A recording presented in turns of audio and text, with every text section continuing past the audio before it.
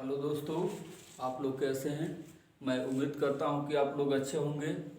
और आज मैं हिस्ट्री को आगे बढ़ा रहा हूं। तो इतिहास में हमने 2 वीडियो डाल दिया है, आज ये तीसरी वीडियो है। इसके पहले मैं पुर्तगाल कंपनी के बारे में बताया था कि पुर्तगाल कंपनी कैसे आती है। अब इसके बाद अगला जो कंपनी है वो डच या हॉलैंड कंपनी है। तो आइए अब इसके बारे में देखते हैं। इसके बाद हम फ्रांस कंपनी बताएंगे। फ्रांस कंपनी के बाद अंग्रेजी कंपनी कैसे आई है, क्या की सत्ता भी वो हासिल करती है, तो धीरे धीरे करके हम बताएंगे। तो डच या हॉलैंड कंपनी 1602 में भारत की धरती पर आती है। ये दूसरी कंपनी है, ये दूसरी कंपनी है जो भारत की धरती पर आई थी। डच कंपनी की स्थापना 1602 में जोहान वान नामक एक व्यक्ति ने, जो डच के थे, वो जोहान वान, वही 1602 में इसकी स्थापना करते हैं। डच या हॉलैंड की संसद में इसको 21 वर्ष के लिए, संसद में इसको डच या हॉलैंड की संसद ने इनको 21 वर्षों के लिए पूर्वी देशों के साथ या भारत के साथ व्यापार करने के लिए छूट दी जाती है। लेकिन जब ये भारत में आते हैं तो इनको भारत से ज़्यादा इंडोनेशिया में शौक था व्यापार करने के लिए। ये भारत में बहुत कम रुचि रखते थे, ये सबसे ज़्यादा इंडोनेशिया में रुचि रखते हैं। डच कंपनी का नाम जो था पहले वेरिगदे ओस्ट इंडीसेस कंपनी, इस नाम से ये कंपनी भारत में आती है। और भारत आने वाला पहला डच कार्नोलिस हैट्समान 1696 में ये भारत आया था। 1596 में ये भारत आया था, अकबर के शासन काल के समय आता है। तो पहली अपनी व्यापारी कोठी की स्थापना 1605 में, जब अकबर मर जाता है उसी दौरान ये अपनी पहली व्यापारी कोठी बनाते हैं मछलीपट्टनम में, कोरोमंडल तट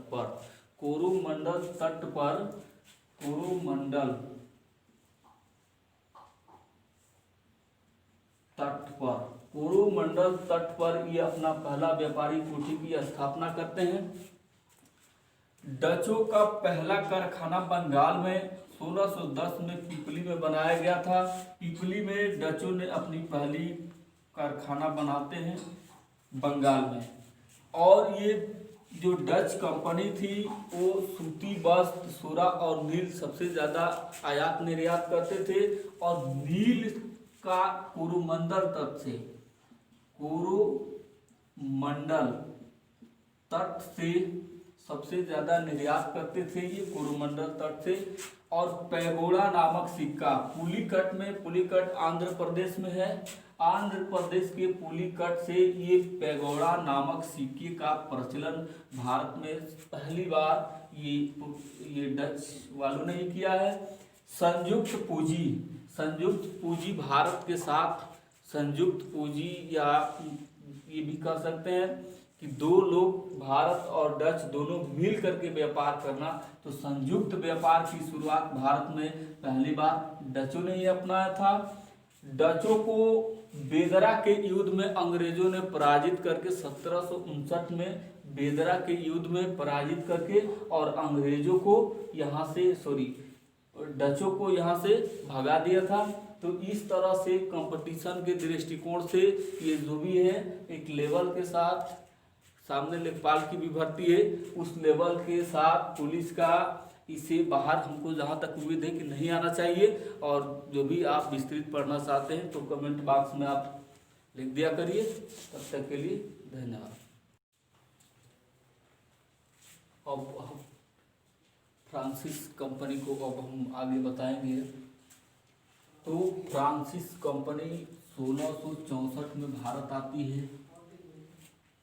लुई चौदहवां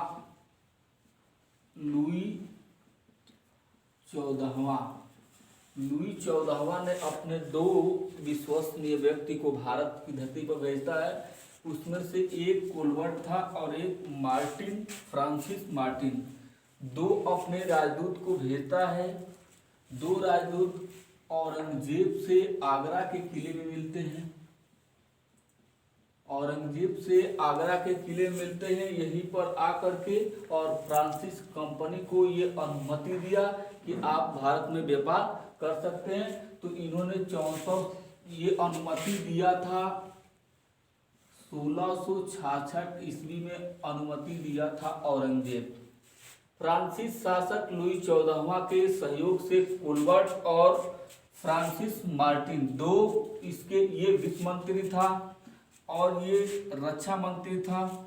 दोनों लोग आकर के भारत में और औरंगजेब से मिलते हैं आगरा के किले में। आगरे के किले में मिलने के बाद इन दोनों को 1666 में आगरे के किले में मिलते हैं और आकर यहीं पर अनुमति लेते हैं। यहीं पर अनुमति औरंगजेब देता है कि ठीक है, आप लोग भारत के साथ व्यापार कर सकते हैं। तो ये लोग आए, ये लुई 14वां के सहयोग से दोनों लोग आए थे, इसलिए ये सरकारी कंपनी थी। सभी कंपनी प्राइवेट थी, फ्रांसिस कंपनी एकमात्र सरकारी कंपनी है। अब ये आते हैं तो पहला अपना कोठी जो खोलते हैं वो सूरत में 1668 में ये खोलते हैं।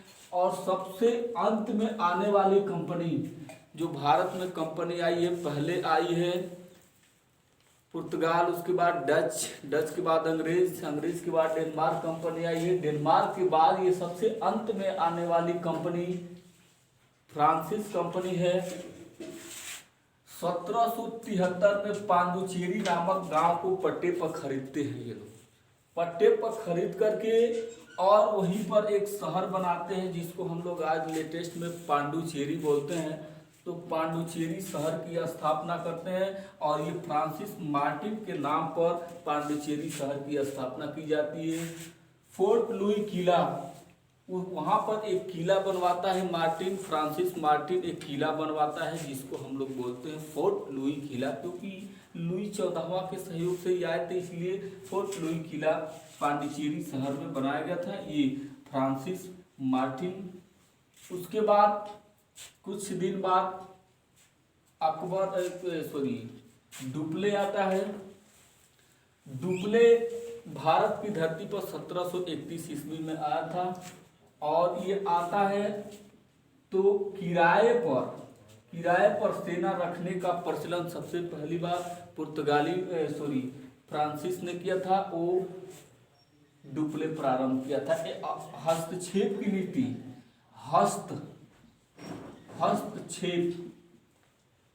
हस्तक्षेप की नीति, किसी दो व्यक्तियों के झगड़े में हस्तक्षेप करना, इसका बहुत बड़ा काम था।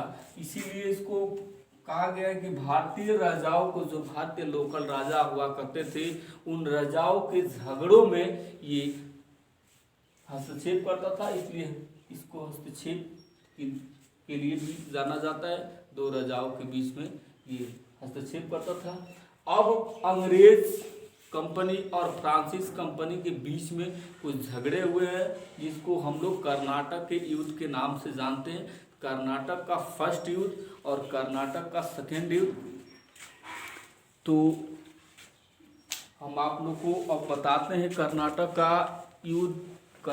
का युद्ध कैसे हुआ है, क्या हुआ है, इन तीनों को मैं बताता हूँ और जो भी है अब आगे इसका इतिहास चलते हैं। तो आंग्ल फ्रांसिस युद्ध के नाम से जानते हैं इसको। प्रथम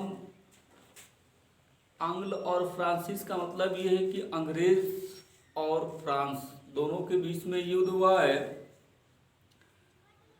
तो प्रथम कर्नाटक का युद्ध 1746 से 48 तक होता है डुप्ले और मोर्स के बीच में।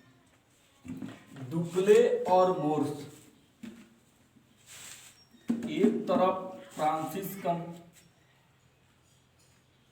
कर्नाटक का प्रथम युद्ध, ये होता है 1746 से 1748 तक होता है। कहीं 45 भी ये डाटा देता है, कहीं 44 भी देता है। ये झगड़ा 40 से 1740 में हुआ था उत्पन्न। वजह थी कि ये दोनों चाहते थे, एक तरफ मोर्स था अंग्रेज की तरफ से मोर्स, और एक तरफ डुप्ले था फ्रांस की तरफ से। डुप्ले और मोर्स दोनों चाहते थे कि ये दोनों लोग इसलिए युद्ध लड़े क्योंकि ये चाहते थे कि हम ताकतवर हैं, इसीलिए इन दोनों के बीच में झगड़ा होता है। और ऑस्ट्रिया एक देश है, ऑस्ट्रिया जिसकी राजधानी है वियना, ऑस्ट्रिया के लिए ये लड़े जाने वाला युद्ध था। अंग्रेज चाहते थे कि ऑस्ट्रिया पर कब्जा हमारा हो जाए और फ्रांस चाहता था कि इस पर कब्जा हमारा हो जाए, इसीलिए इन दोनों का झगड़ा भारत में भी उत्पन्न हुआ। और एक तरफ अंग्रेजी सेना का नेतृत्व मोर्स कर रहा था और दूसरी तरफ डुप्ले कर रहा था। अब ये इन दोनों का झगड़ा खत्म होता है, धीरे धीरे इसमें डुप्ले की जीत होती है। जब जीत होती है तो अंग्रेजों ने संधि करने के लिए विवश किए और इसी को बोलते हैं आक्स ला सापोल।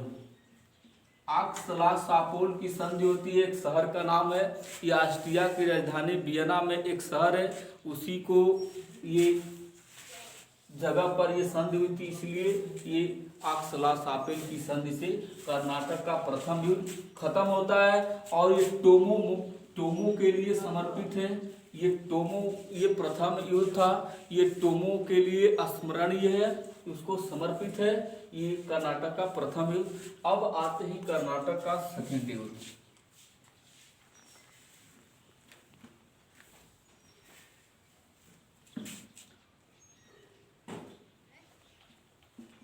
कर्नाटक का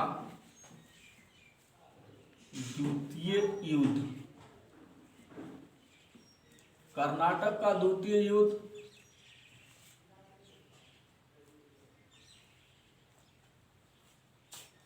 1749 से लेकर के 54 तक ये चला है। 1749 से लेकर के और 54 तक चला है ये। एक तरफ फ्रांसीसी कंपनी में ये दो लोग थे, एक था चांद साहब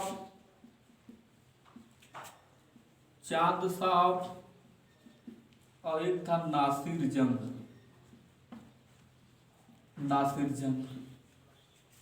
ये दो लोग थे, भारतीय लोकल राजा थे।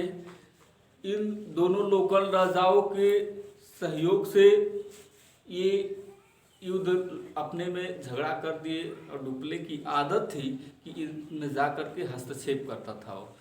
तो अंग्रेज नासिर जंग की तरफ से अंग्रेज जाकर के हो गए। ये कहते थे कि नहीं, चांद साहब कहते थे कि कर्नाटक में जो हैदराबाद वाला बेल्ट है उसमें हम राजा बनेंगे। नासिर जंग कहता था कि हम बनेंगे। अब डुप्ले सहायता दे रहा था। अब इन दोनों का झगड़ा इन दोनों के बीच में हो गया, तो इसको हम कर्नाटक का सेकेंड युद्ध के नाम से जानते हैं। और ये झगड़ा धीरे धीरे जब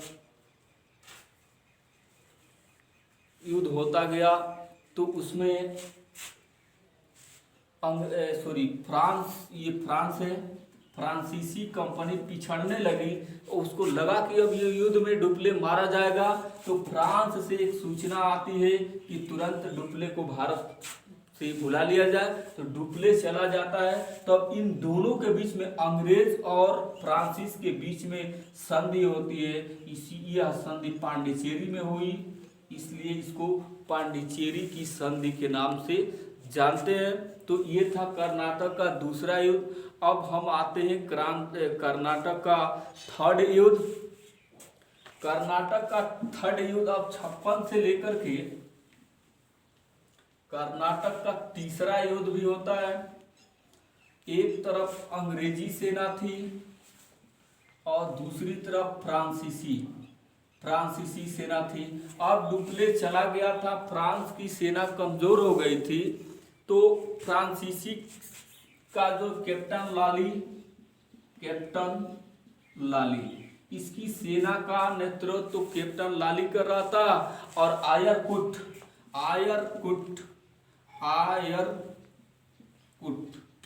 आयरकुट अंग्रेजी सेना का नेतृत्व कर रहा था। अब इन दोनों के बीच में वांडीवास जगह है, वांडीवास जगह पर ये झगड़ा हो जाता है दोनों सेना के बीच में। अब इसमें पूरी तरह से फ्रांसीसी कंपनी पिछड़ जाती है और ये झगड़ा का अंत होता है। और जब झगड़ा का अंत होता है तो पेरिस की संधि होती है, फ्रांस की राजधानी पेरिस में होती है।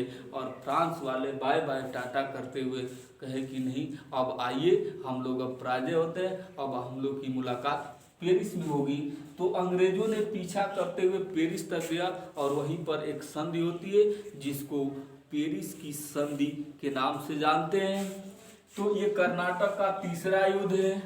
अब थोड़ा सा हम लोग आते हैं, फ्रांसिस कंपनी जो थी, जो भारत में फ्रांसिस कंपनी आई है उसकी असफलता के कारण, फ्रांसिस कंपनी है, फ्रांस की कंपनी भारत में आती है तो वो क्यों खत्म हो जाती है? फ्रांसिस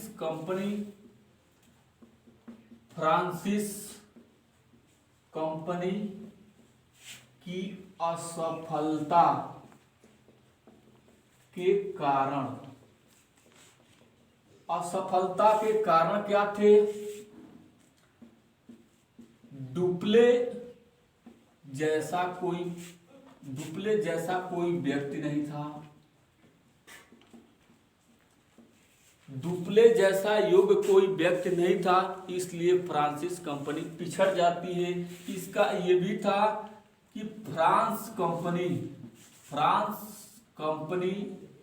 सरकारी कंपनी थी, फ्रांसिस कंपनी सरकारी कंपनी थी। तो आप लोग जानते हैं प्राइवेट काम करिए, एक सरकारी काम करिए, उन दोनों में आपको अंतर समझ में आ जाएगा। इस समय तो बड़ा ये आसान बातें हैं। तो ये असफलता के कारण थे। नाविक शक्ति अंग्रेजों की तरह से इन लोग का नाविक शक्ति नहीं थी। जहाज की कमी, अंग्रेजों के पास जहाज ज्यादा थे, अब इसलिए ये जहाज से माल जो भी लाना था, बंदूक गोली बारूद ये ला देते थे, फ्रांस वाले नहीं ला पाते थे। इसलिए इन लोगों को असफलता के कारण में बहुत बड़ा योगदान है। और डुप्ले को अचानक